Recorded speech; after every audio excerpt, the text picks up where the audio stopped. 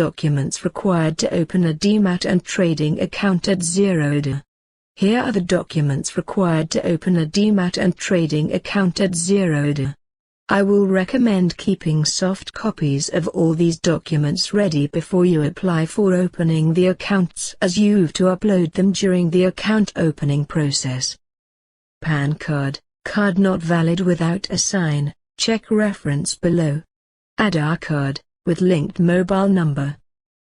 Bank account proof, bank passbook front page photo or scanned copy or online statement or cancelled check. If you are submitting cancelled, your name should be printed on it, then only it's accepted, your signature on a piece of paper, photo or scan copy.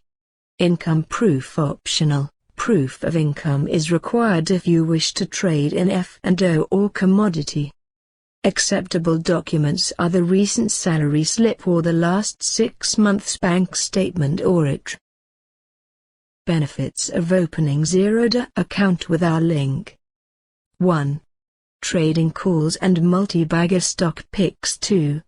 Step-by-step personal guidance on all aspects of stock market. 3.